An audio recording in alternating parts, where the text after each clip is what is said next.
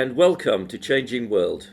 My name is Anthony Smith, and joining me today is a gentleman by the name of Tim Chrisman. Now, Tim is the founder and executive director of Foundation for the Future, Climb to Space. He's author of a book by the name of Humanity in Space, which looks at the future of human spaceflight, and he's a former Army Special Operations officer. Now, Foundation for the Future is focused on the creation of a secure, sustainable, and efficient gateway to outer space with the US Spaceport Authority. So, welcome to the show, Tim. How are you? I'm amazing. Thanks. Well, that's great. That's great. So anyway, we're pleased to have you on the show today, Tim. So thanks for coming on. I thought I'd just start off by asking you about, well, if you could tell the viewers a little bit about your background and also what inspired you to write the book. Yeah. So again, thank you, Anthony. This is a lot of fun. So for me, past 3 or 4 years, I have been working in support of the U.S. National Space Council out of the White House, and that was where the sort of genesis for my book came from. But really, the interest in space goes back to where it goes for a lot of us, and that is propped up on a couch as a kid, watching, in my case, Star Trek, but seeing a vision of the future that was wild, ambitious, and just so different from the rest of what I saw. But I knew in my little 4-year-old heart that it had to be the future, a real future. Fast forward to now, and I'm supporting the National Space Council, and the book grew out of a weekly email I would send around to my colleagues, taking the latest space discovery or news, pairing it with a fictional account of what one of those coworkers had done in a silly or goofy way, and then explaining that discovery in easy to understand terms. And that morphed over time into the book about humans living in space over the next 100 years and the experiences we're going to have. You and I have a time lag on our call. It's not noticeable because of how close we are, but if I'm on Mars doing this interview or the moon, there is going to be a noticeable lag. Exactly, yeah. And those sorts of things are the stories I wrote about of humans experiencing them and how that then works. Why does it work that way? But in a simple, easy to understand way, because at the end of the day, what engineers and scientists tell us needs to be applicable to what we do. Otherwise, it's not any use. True, very true, yes. I mean, yeah, there are certain limitations which we have to take on board. We are constrained by the environment. I mean, we're basically living in a giant ecosphere, aren't we? Here on Earth. And when you go out in space, there is no ecosphere. Right. All you've got is a weak atmosphere on certain planets, but from what we know already, the Earth is the Goldilocks planet. Everything is right. Everything is right for supporting life. If you go to a planet too near the sun, you've got raging hot temperatures, which would not be suitable. And if you go too far away, obviously the opposite. Too cold for human existence. So we just happen to be on the planet. Well, obviously that's how life came about, because we're on the planet which is supportive for life, aren't we? Right. Right. Well, that's interesting what you said, and I suppose when we're talking about space generally, the first thing that comes to mind is NASA, isn't it? Because they've always led the way. They put the men on the moon. They were the first to achieve it. Since NASA, we've had, of course, various countries competing with that. Obviously, the Russians sent up men in space. They sent up satellites, etc., and of course, the space station. And now we have a situation where other countries have been able to build up to having a space program, most notably China. Right. Now, if we wind the clock back 20 years, there was, as far as I know, there was no program in China for space exploration, but now they're actually a real competitor. And they've got big plans. They're aiming to have a base on the moon. And obviously, they're aiming to send probes to Mars and things like that. And then we also have India.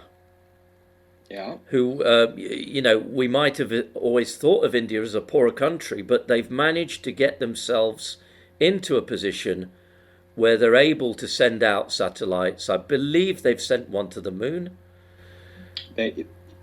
Israel has as well. So what I'm saying is the competition has hotted up in recent decades. And it will be interesting to see, where this all leads, I think. But just coming back to a question I had for you, Tim, when you mention space, obviously, most people identify with NASA, don't they? But what are the challenges you think are facing NASA right now, and what are the possible solutions? Well, I think NASA faces the same problem that any group that's the center of an identity faces, and in their case, everything is expected of them. So NASA's mandate is to push the frontiers of human knowledge, to explore the solar system and beyond. But you're right, we associate them with everything from the International Space Station to probes leaving the solar system. That is a huge range of activities for what is ostensibly a boundary-pushing organization to be doing. And so in many ways, their biggest challenge is being saddled with extra work, but no extra money or people or authorities. Right. And so you've mentioned this democratizing of space access. In our lifetime, it went from more or less 2 space programs, 3 at the outset, to high school science projects, including a satellite launch. This is a great time, and what many of us thought we would be living in 30, 40, 50 years ago after Apollo. So in many ways, NASA is a victim of its success of making space accessible, putting the hard part of space in the rearview mirror. It is still hard to get to space. You still strap on to a modified nuclear missile and fly up. But they are challenged by too much of a good thing. And I think the solution is give them a way to offload the boring and routine parts. And I say boring like I talk about the transatlantic cables that allow us to talk right now. We don't think about them because they're in the background. They're important and they're vital, but NASA doesn't need to be thinking about air conditioning systems on space stations or managing even the International Space Station. They're giving them a organization that can offload responsibility to manage the infrastructure and economic development closer to home, frees NASA up to do those sort of wild, crazy, and ambitious projects that we remember. Yeah, yeah. Well, that certainly makes sense. I mean, it almost seems to me that perhaps at some time in the future we're going to have more cooperation globally. So we're going to have countries coming together and say, let's do a project together. We'll divide this up. We'll divide up the way that we construct it. And so one country will focus on one aspect, another country could focus on a different aspect. And that could be a way to further things, instead of having these kind of sticking points, shall we say. Oh, great. Another thing, of course, is that you've just changed government in the US. Yep. And of course, every government has a kind of a slightly different view on space exploration and what budget to allocate for space. Sure. And so that's it's going to have a major impact on how long these things take, isn't it? Yeah, it really is. And it is, I think, to your first point about the partnerships, that is what has been so exciting to see about space. And just over the past 20 years, international cooperation seems like it fractures everywhere, except in space. And that's an exciting realization to know that there's still one place where people from across the international community can come together to build essentially what you said, these artificial habitats in the harshest environment that humans can live.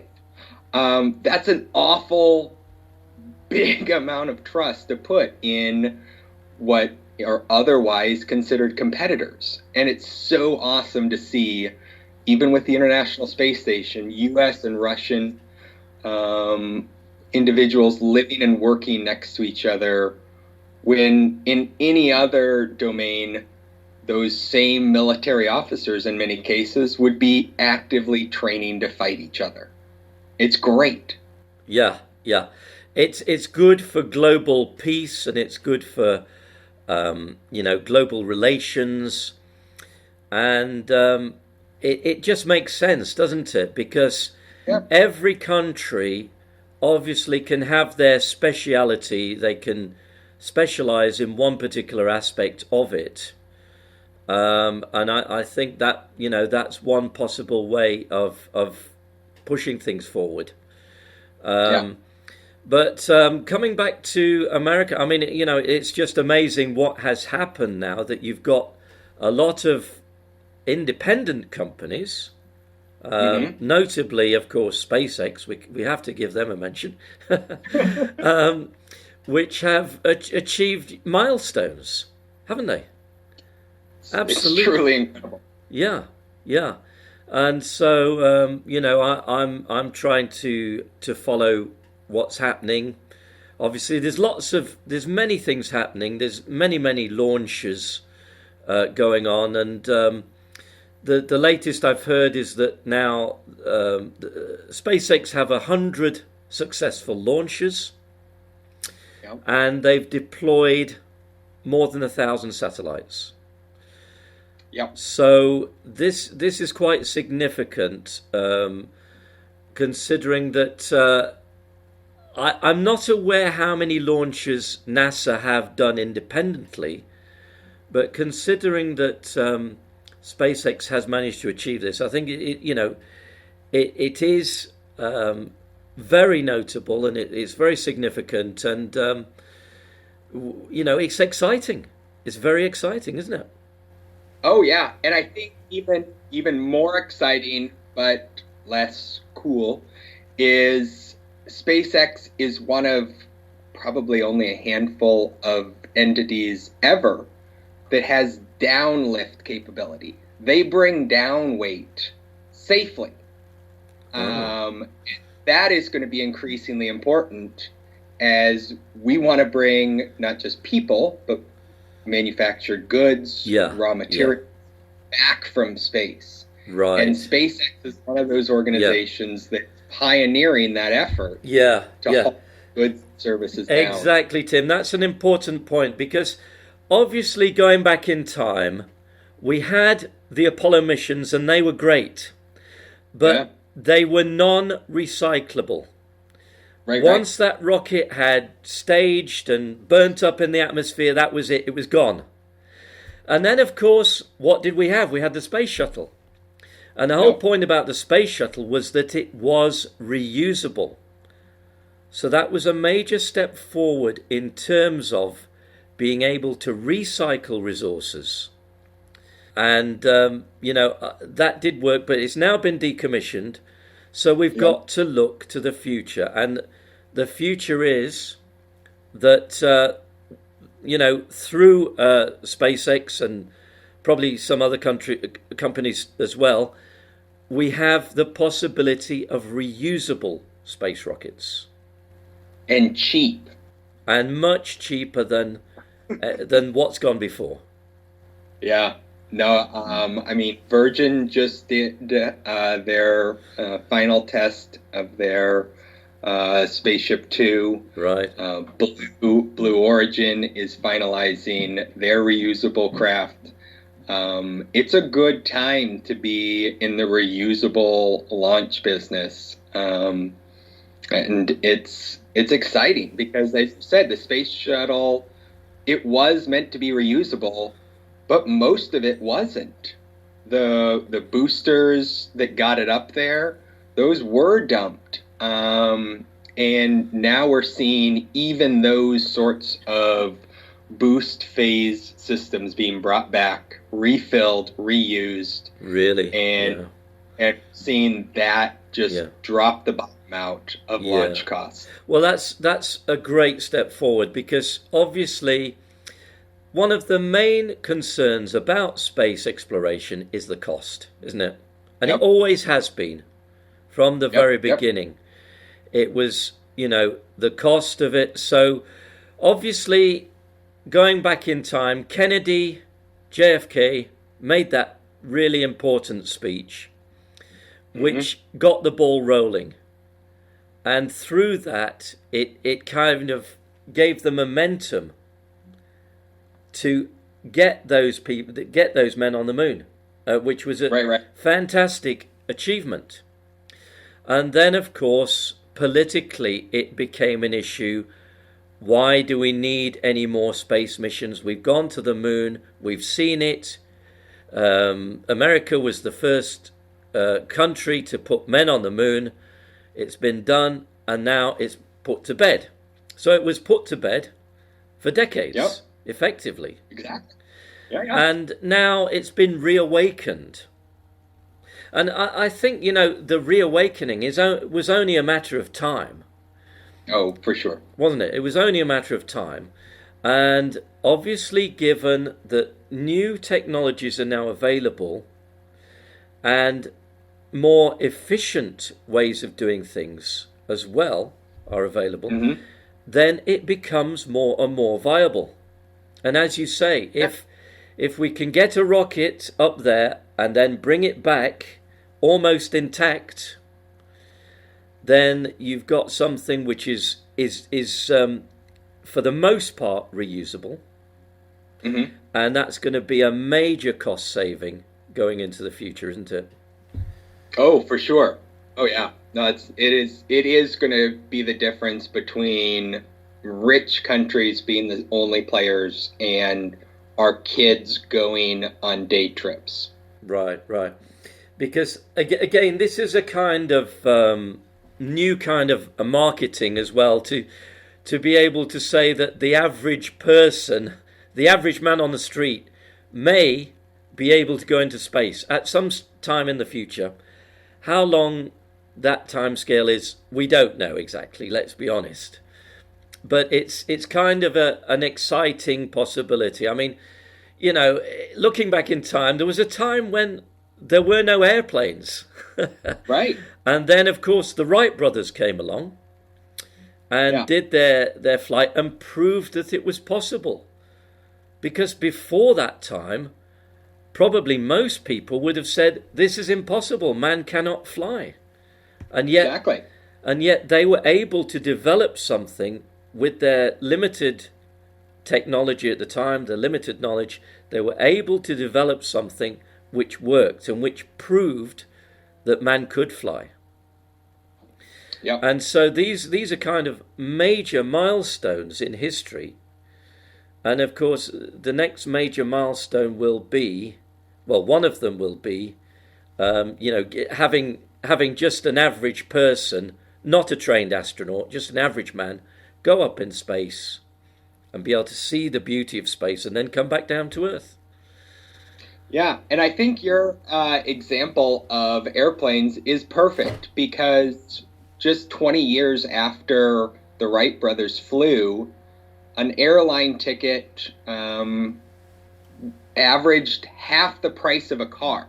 Really? Now, granted, it was, the dollar or pound amount was relatively small net compared to what we see now. Yeah. But it was almost $10,000. Oh, right. For short, in today's money, for a relatively short flight. Yeah. And it wasn't until almost the 1960s or 70s that sort of came down to an sort of price. Yeah. And I think the perfect example of where launch costs are going now, albeit much faster.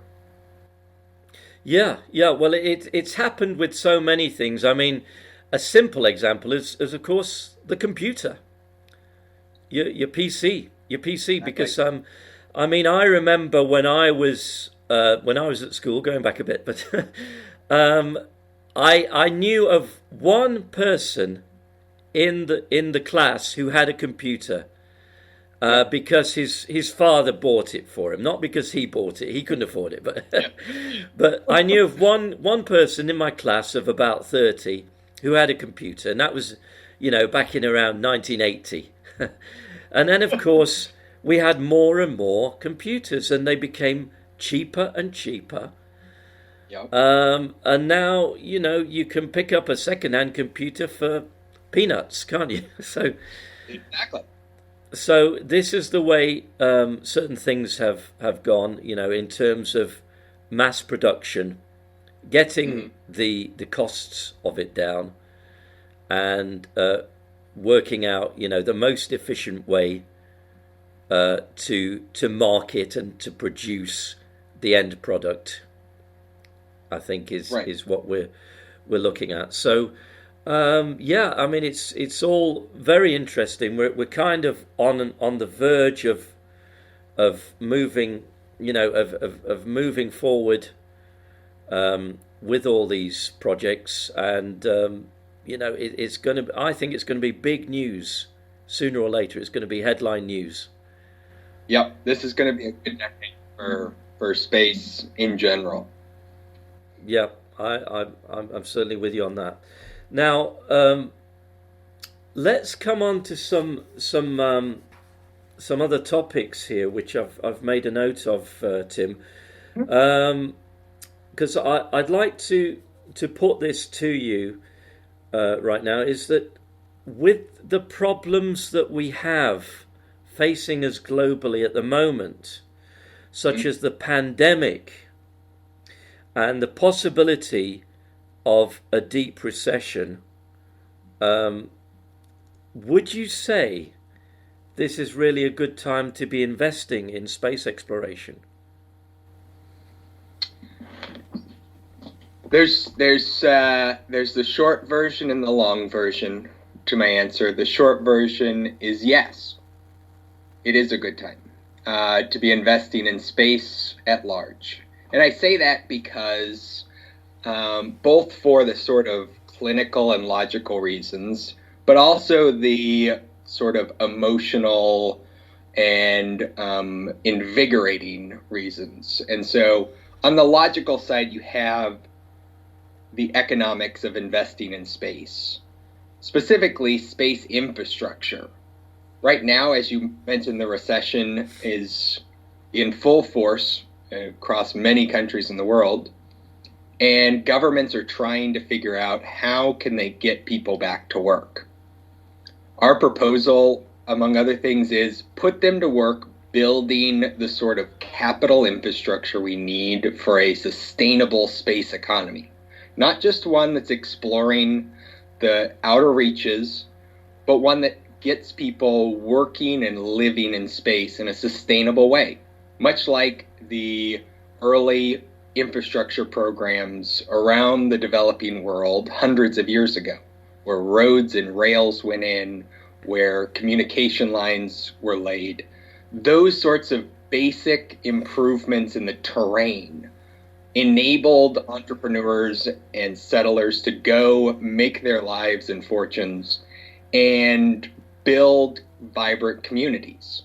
And so that's sort of the like clinical economics behind it. It gets people working again. But on the flip side, it gives those workers something to believe in. I'm here outside DC, and I saw viscerally what happened when disenchanted, in some cases unemployed, in some cases just underserved communities are neglected. Throughout last year, protests were raging across DC and the country, culminating a few weeks ago. And those are the people who, given a job that lets them believe they're part of something big and exciting, are not going to turn to demagogues or others who offer them the promise of quick relief somewhere. Yeah, that's a good point. And to be honest with you, I've always thought to myself, there's too much bureaucracy in the world. That sometimes you can't always achieve what you want because of the way the system works is not not the best way. We are not taking advantage of all of the resources, the human resources, which we have available. Yep. This is now. I mean, partly you could say it's down to capitalism, but it's not just the fault of capitalism. It's just inefficiencies and things that are wrong in society.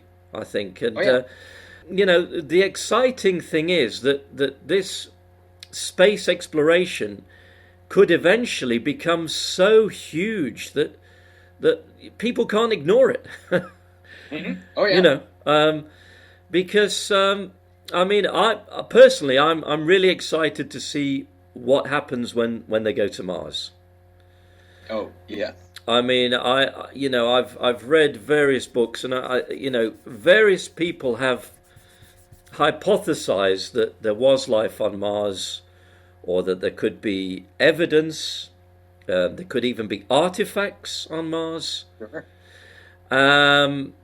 Various people have said that, including Richard Hoagland, who used to work at JPL. To me, it's something that I'm really fascinated by, and I can't wait to find out what happens when they get there. No, I completely agree, and I think that there's often the question asked, why send people to Mars when there are starving people on Earth? And it's I think the framing of those sorts of questions is off, because it's not taking money from the starving to send to Mars. No. It's instead yes and. We can help those who need help. And as you said, give them a hope and inspiration of a human pushing what is possible. The sort of thing that Ernest Shackleton did in the early 1900s, where saying, anybody want to come with me to a cold, dark place where we're probably all going to die, and finding thousands of people wanted to sign up. Right. He was told, why waste money on a fool's errand? But at the end of the day, it was about generating hope, finding ways to explore the new with an aim at how can this benefit the rest. And that is what I think space and all of us in the space field need to keep a focus on. It's not exploring for exploration's sake. No. It's how can we then apply what we know and learned to make humanity better. Yeah. Yeah, well, that's an important point. And I think it comes down to what's tied in with that is entrepreneurialism. Now, some of the entrepreneurs throughout history have kind of pushed the boundaries, and as a result of that, we actually have had so many more discoveries and new inventions and technology, which has actually enriched the lives of many, many people, of billions of people all around the planet. So by certain people being able to lead the way and push these boundaries, it seems to me that that is what is moving us forward. And of course, again, if we look back in history, if you wind the clock back just 100 years, you were getting people dying of many diseases. The mortality rates were much, the average life expectancy was much lower just 100 years ago. Even 50 years ago it was low, of course. But what I'm trying to say is that all that these inventions and discoveries have done for humanity it's made us more comfortable, able to lead more comfortable lives. It's given us access to technology which, 30 years ago you could probably not have imagined. Yeah. I mean, it was Tim Berners-Lee who actually, devised the concept of the internet, wasn't it? Yeah. It was Tim Berners-Lee who did that. But before then, did anybody, imagine that we'd have access to all this information streaming to your desktop like this? I mean, if they did, we wrote them off as crazy. Inconceivable. Yeah. Yeah. So this is what is possible, and it's happened in a very short space of time. Yeah. If you wind the clock back to 1980, as I say, one person in my class at school had a computer. One person. Now, how many people? Everybody has got a computer. That's how it's changed. Everybody, most people have got more than one. You've got a computer in your pocket, which is a cell phone, and you've got your desktop computer, and you've got smart objects and, whatever. So it was, I'm sure if we go back a couple of generations, your grandfather or my grandfather could not have conceived any of this. No. It just was not. And certainly wouldn't have conceived that we've had permanent humans off-world for 20 years. Even most people alive now don't realize that we've had a permanent space colony. Right. The International Space Station. Yeah, the space station. Yeah. When you tweak the words just a bit, it is a permanent human habitat off-world. And it's been there for 20 years. Yeah. Well, but that's inconceivable. That's not part of our framework. No, it's not the sort of thing that you normally think of. Right. But yeah, you're absolutely right. That space station has been there all that time, and of course now we have so much more technology. Yeah. Another interesting fact was that the computing power which was built inside the space shuttle was far Mhm. less than what you've got in your little mobile phone. Exactly. So that just shows you, and they managed to navigate all, into space and fly the thing back again and land it, and it was all done with something less than what you've got on your mobile phone. Mhm.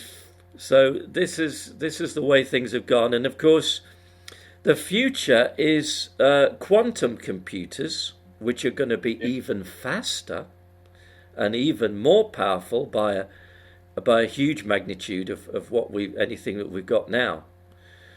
So these developments are happening all the time, and it's difficult to keep up, isn't it? It's truly relentless. Yeah. So yeah, it's all very exciting. Now, I'll tell you what, Tim. Can we come on to something else that you might explain for the viewers? Could you explain to everyone what the U.S. Spaceport Authority is for? Why do we need it? And how exactly will it operate? Yeah. No, and this builds on a couple things we talked about, whether it's the private sector pushing innovation or the bringing the benefits of space back down. So right now, the organization I'm a part of, Foundation for the Future, has put a proposal forward to the U.S. Congress called the Space Act of 2021. This would have the U.S. government charter a private corporation, like the Commercial Satellite Corporation from 1962, be a partnership between the federal government and the private sector with a narrow focus for long-term investment. So in this case, the Space Corporation, as we've termed it, would have a mandate to invest in space infrastructure to help manage the space architecture, similar to a port authority, and make space real and accessible for the rest of the economy, the rest of the workforce that is not rocket scientists or engineers. And this would work through an upfront investment by the U.S. government in this corporation, and then it would be mandated to be a self-sufficient, autonomous corporation that takes a long view at infrastructure investment and assume the sort of first loss position in a lot of investments in space. Right now, there's trillions of dollars in pension funds, hedge funds that are invested in all manner of infrastructure projects or sitting on the sideline.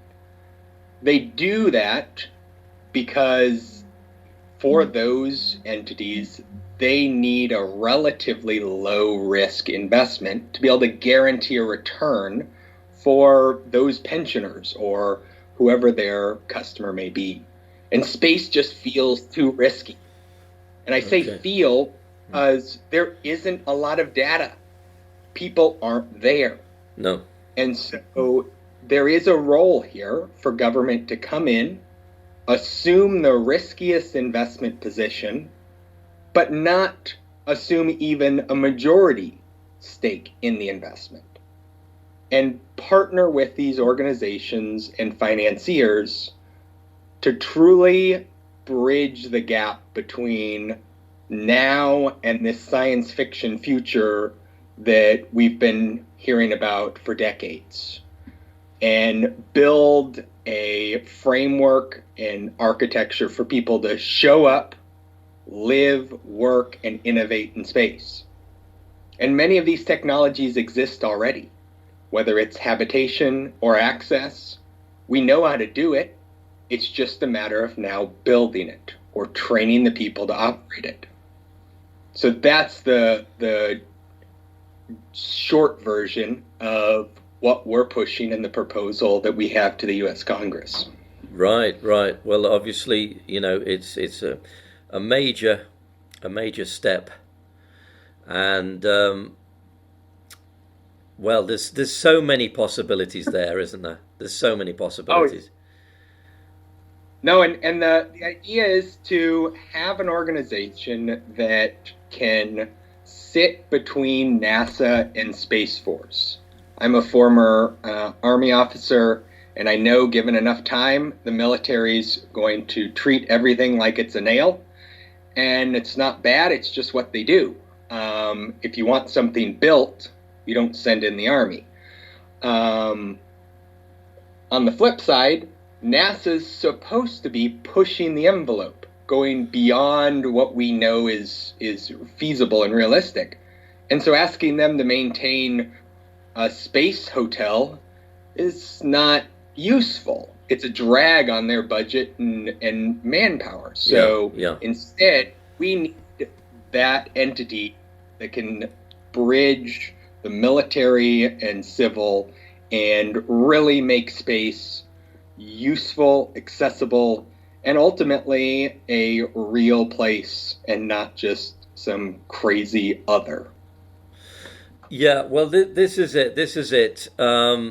As I say, there were times in the past when people were skeptical of even being able to fly, or even being able to go and explore the ocean in a submarine. Yep. I mean, these things, are possibilities, and of course, it's possible, it's feasible.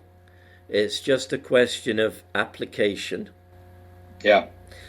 Applying the correct resources, getting the right funding for projects, and also being able to see what the benefits are, the light at the end of the tunnel, not just pouring money into something, but having a good, clear picture of what we get, what people will get at the end of that is important.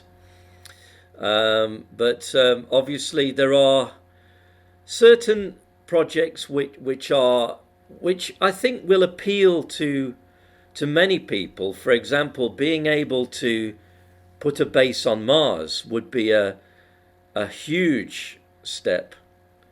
To be able to have people living on Mars. I mean, we've all seen the films made by Hollywood, and they do it brilliantly. I mean, you could believe, you look at that thing and you say, they could really be on Mars. Matt Damon could really be there. No, I'd have really left him. So they do a brilliant job, and it's inspiring. It's inspiring to think, well, this could be possible in our lifetimes. Yeah. Exactly. Yeah. So I as I say, I'm enthusiastic about this because I think it's part of the progress of humanity. We conquered land, air, and sea, and now we have to look up and out. We're ultimately an exploratory species. It's what made us wander out from the cradle of civilization, and we've run out of places to wander here. Now it's time to venture further. Yeah, well, it has various uses, and one of them is that, let's just say the population on the Earth did become unmanageable, then if we had somewhere else to go, that becomes a really viable option. Yep. I mean, one thing that concerns me is that the global population keeps on increasing, and you don't hear politicians ever coming out and saying, we need to think about this. But more voters is something they like. Yeah, exactly. But thinking in terms of what is happening to humanity, and what are we doing to the earth? And if things go on, I mean, we are, let's be honest, humans are such a consumer of the earth's resources, more than any animal, more than anything. We are in fact a huge consumer of resources. Yeah. And so that will, in my opinion, it will necessitate that we will have to go out in space and mine resources. And they're already talking about mining asteroids, aren't they? Yeah, and I think this is a great way that we humans can do this the right way. Throughout history, progress has been built on the suffering of others, whether it was slavery here in the U.S., colonization, or empire building. It was always someone had to suffer so that others could have a good quality of life. Yeah. Now, as we look into space, whether it's asteroid mining, space-based solar power, or just building habitats to live in space, there's no harm being done to some class of people, some group, or even the biosphere we live in, so that I can have a more comfortable life, or you can go where you want. Instead, it is that sort of dream of explorers past of building a life by the labor of their hands. And that's the possibility. Yes, humans are a consumer species, and with space we have these limitless resources and limitless energy that can both fuel outward expansion, but raise the quality of life at home as well, and allow us to preserve where we were born and what was the origin of us all. That's very true. That's very true. Another example which springs to mind is that of solar panels and solar technology, because again, if you go back in time, there was a time when solar panels were much more expensive. They were cost more to produce, and over time, the costs have come down, and yet the panels are even more efficient than they used to be. Right. The latest solar panel, I believe, the perovskite panels, are something like 40% efficient.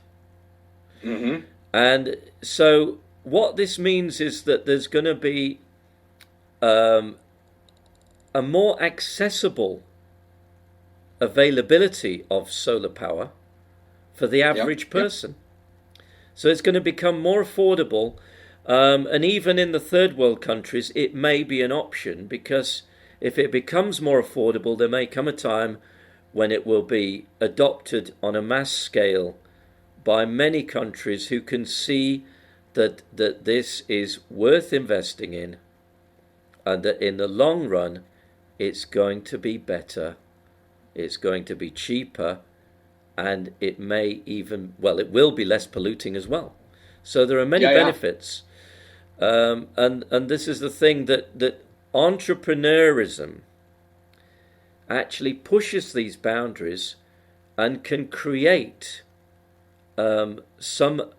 something which can be beneficial to the whole global community, can't it?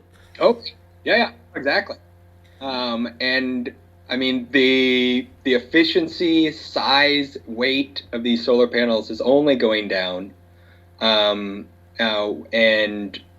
the advances in basing those panels in space and then wirelessly transmitting the power back to Earth is at the point where it's almost commercially feasible. Right. The Air Force is testing prototype versions right now in orbit.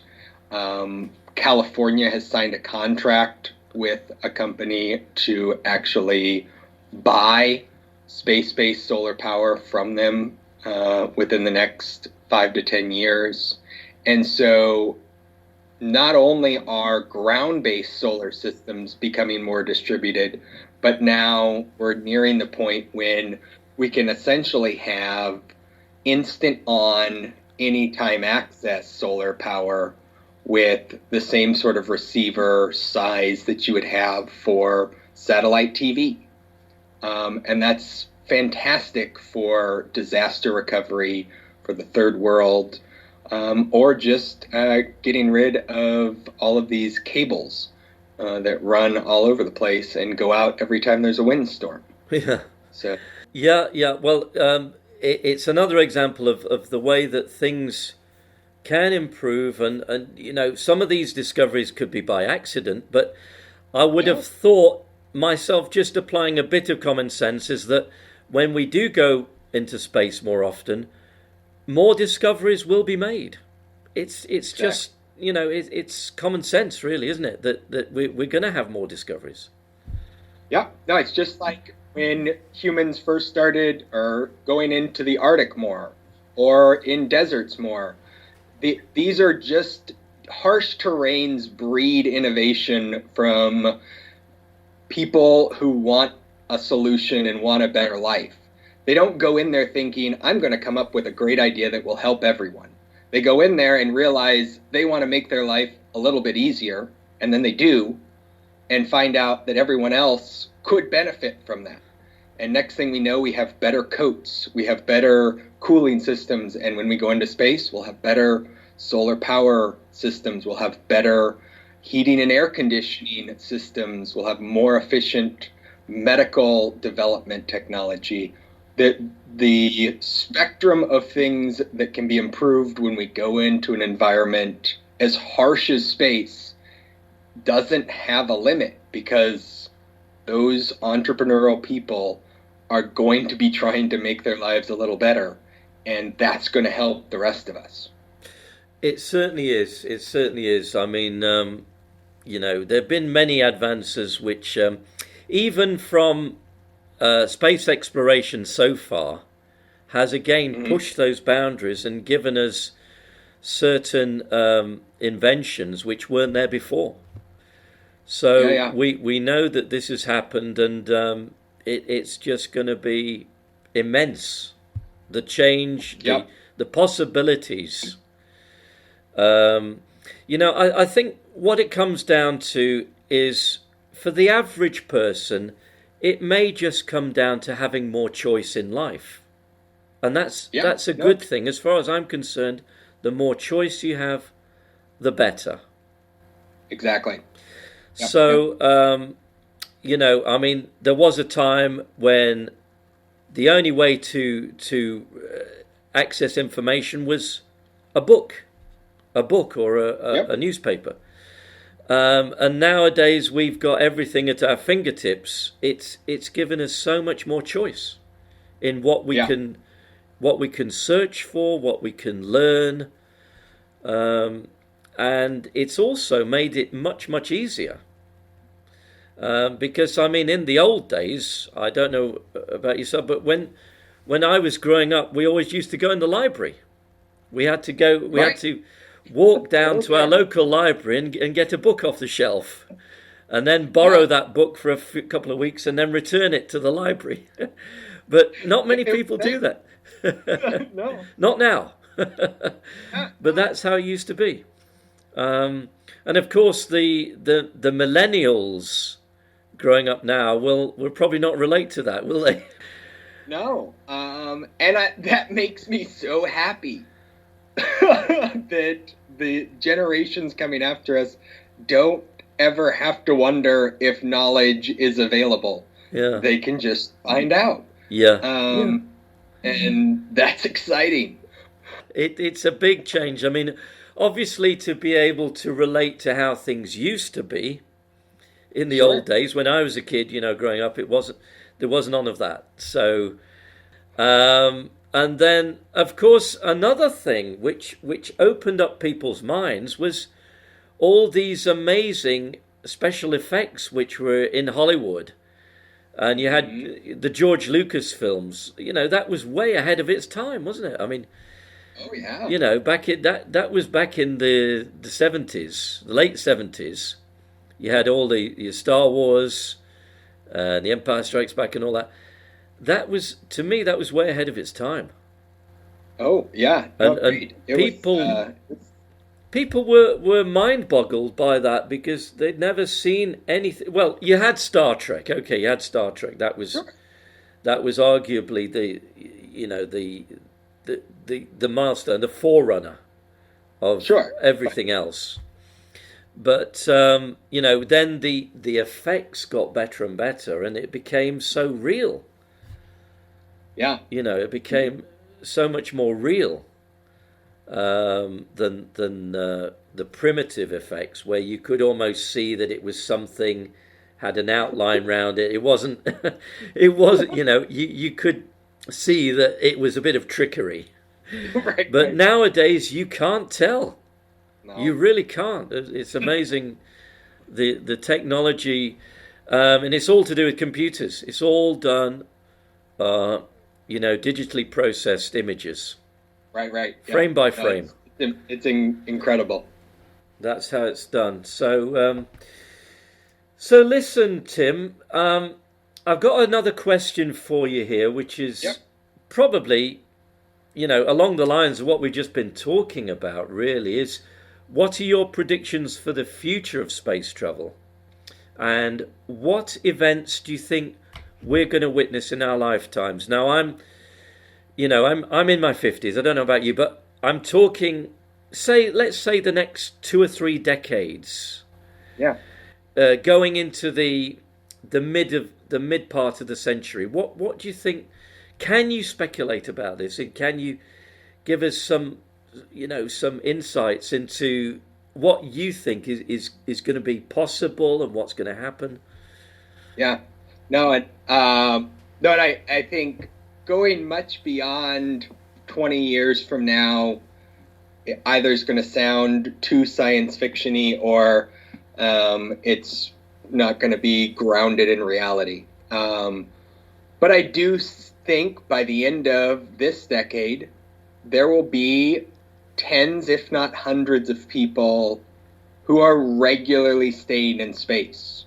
They may not be living there permanently, but they will be staying there fairly long term, whether it's on the moon, in orbit, in hotels or stations.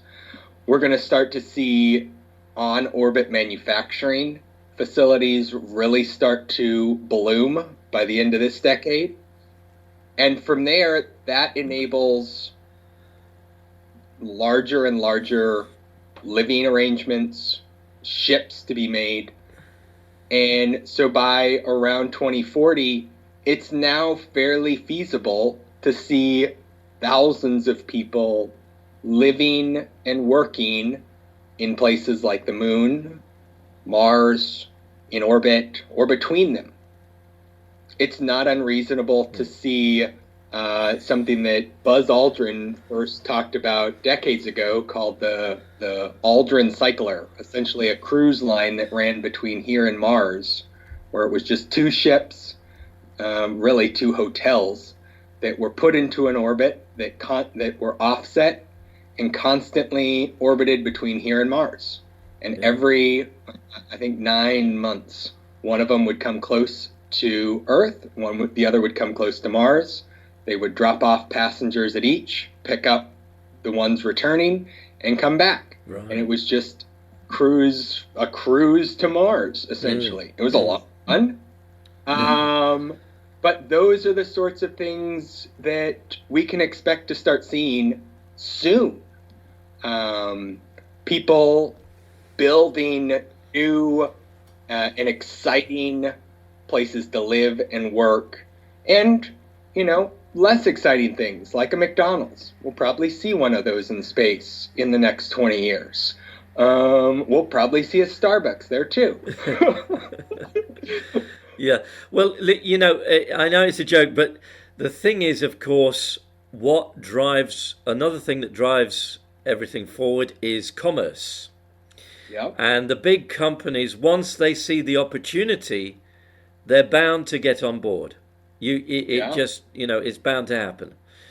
So that will help to finance everything, because you'll have big companies investing in this and saying we want a share of this, and so there will be money. There'll be money going in to these projects from private companies who just want to say, we'll invest in this and we want a return on our investment at some stage.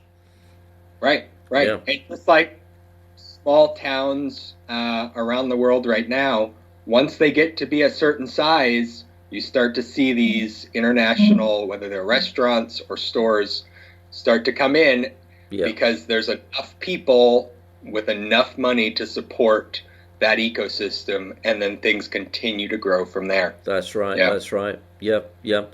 So it's, I think it's all pretty obvious that sooner or later there'll be enough momentum to just carry this forward and just keep it and make it grow.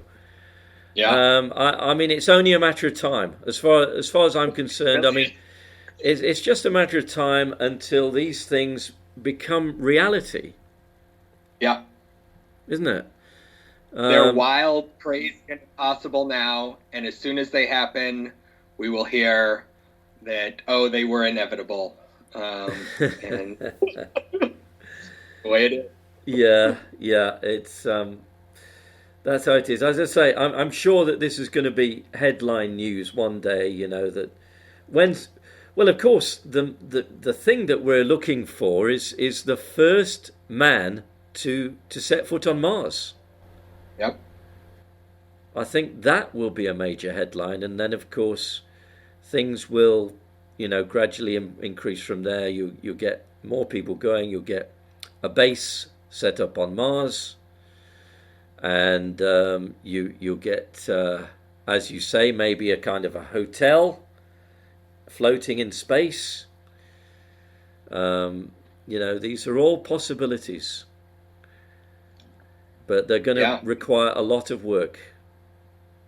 A lot of work, and it's all going to happen faster than we probably think. Well, you could be right. I mean, we'll just have to wait and see, won't we, Tim? It's, it's a fascinating subject. Is there anything else you'd like to add to that then, Tim? No, I don't think so.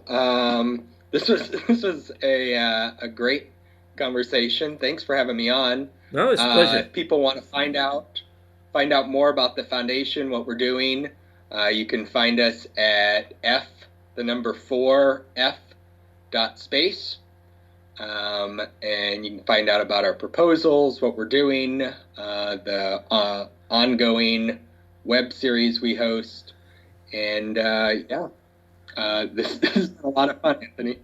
Yeah, well, thanks for coming on, Tim, because as I say, it's something I'm personally interested in, and I hope that it's been an interesting conversation for people to listen to.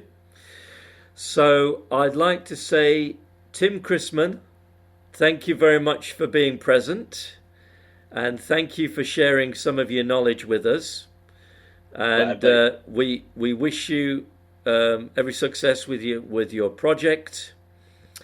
And thank you for everybody who's listened to this podcast. And we'll speak to you again. Thank you.